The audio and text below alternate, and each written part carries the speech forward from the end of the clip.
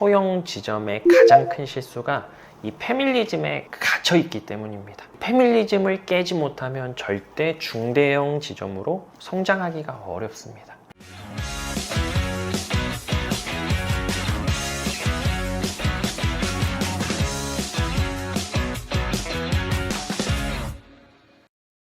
네, 안녕하세요. 신단장입니다. 오늘 시간은 우리 조직이 성장하는 과정에 대해서 간단하게 좀 이야기를 나눠보고 싶은데요.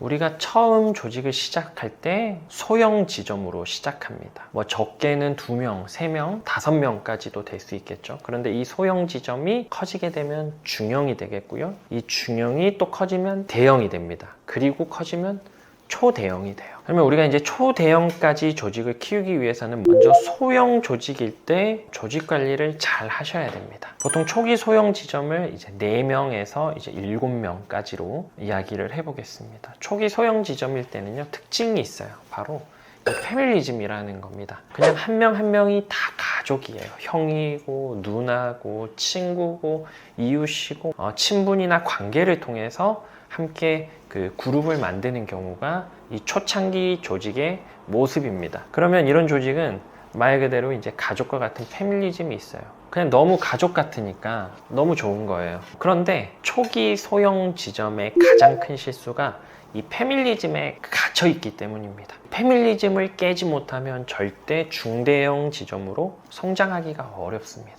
하루라도 빨리 중형, 대형 조직으로 성장하고 싶으시면 패밀리즘을 깨고 시스템으로 전환을 하셔야 됩니다.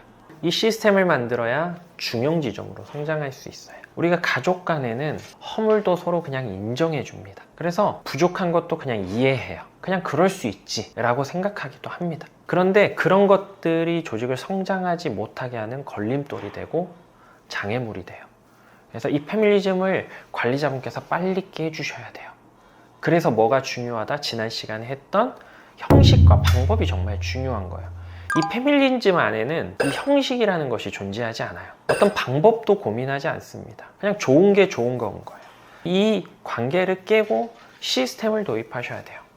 체계적인 형식과 방법으로 시스템을 만드셔야 됩니다. 그래야 중형 지점으로 올라올 수 있어요. 이 중형 지점은 이제 8명 이상의 10명의 조직을 우리가 이제 중형 조직이라고 얘기하는데, 대부분의 관리를 시작하시는 사람들이 중형 조직으로 가기 전에 소형 지점으로 그만두시는 경우가 정말 많아요. 조직이 없어지는 경우도 많고요, 흩어지는 경우도 많습니다. 그래서 이 소형 조직을 빨리 벗어나야 조직을 오래 하실 수 있는 거예요. 우리가 기본적으로 리크루팅 할 때 조직이 나가는 속도보다 들어오는 속도가 더 빨라야 늘어난다라고 보통 표현을 하거든요. 근데 이 패밀리즘으로 있으면요, 나가는 속도와 들어오는 속도가 거의 일정하고 비슷해요. 나가는 속도가 더 빨라지기 시작하면 그때부터 조직이 줄기 시작하는 겁니다. 시스템이 없음으로 인해서 성장하기도 전에 사람들이 한 명 한 명 나가요. 그렇기 때문에 중대형 지점은 구경도 못하고 계속 한 명 뽑으면 한 명 나가고, 한 명 뽑으면 한 명 나가고, 이런 일들을 계속 반복하게 됩니다. 공감되시죠? 아마 경험해 보셨을 것 같아요. 저도 이 패밀리즘으로 약 5, 6년 정도를 지냈어요. 제가 대형 지점으로 간 게 불과 4년이 채 안 됩니다. 이걸 깨지 못했어요. 가르쳐준 사람이 없었기 때문에. 그래서 이걸 깨는데 정말 오랜 시간이 걸렸던 거죠. 그런데 이제 이 패밀리즘을 완전히 접고 시스템을 도입하기 시작했어요. 그러니까 조직이 성장합니다. 조직이 크려면 일단은 나가지 않아야 돼요. 그러려면 시스템이 있어야 됩니다. 깨진 항아리에 물을 부으면 물이 계속 셀 수밖에 없어요. 그래서 항아리가 깨지 않게 단단하게 만들어 주셔야 됩니다. 그래야 중형 지점으로 올라갈 수 있다는 거죠.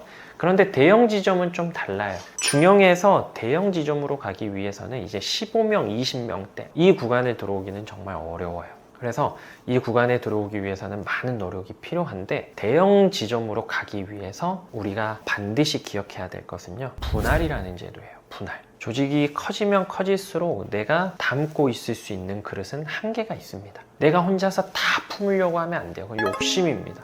그래서 리더들이 자기의 욕심 때문에 조직을 분할하지 않고 다 품고 있는 경우가 있어요. 그러면 중형 조직에서 다시 조직이 깨져서 소형 지점으로 돌아갑니다. 이럴 때는요, 빠른 선택을 하셔야 되는데 바로 조직을 분할하는 방법이에요. 차세대 리더를 양성합니다. 나와 함께 할 오른팔, 왼팔을 양성하셔야 돼요. 그래서 중간 관리자를 두셔야 됩니다. 그래야 대형 지점으로 가실 수가 있어요. 분할하는 것을 두려워하고 욕심을 내신다면 반드시 그 조직은 깨지게 되어 있습니다. 저는 이 분할을 안 해줌으로써 조직이 깨지는 경우를 저는 주변에서 너무 많이 봤습니다. 때가 되면 반드시 조직을 분할을 해주시고, 능력이 있는 사람은 미리 선발하셔서 키워주시고 함께 관리자로서의 생활을 할 수 있도록 권한을 부여해 주셔야 됩니다. 그것이 여러분이 더 성장할 수 있는 기회예요. 근데 대부분 그 기회를 모르고 조직을 자기가 다 그냥 품고 가지려고 합니다. 절대 안 된다라는 얘기예요. 그래서 우리는 대형 지점으로까지 올라가기 위해서는 두 가지가 필요한데, 첫 번째는 시스템을 도입하는 거고요. 두 번째는 조직을 분할하는 겁니다.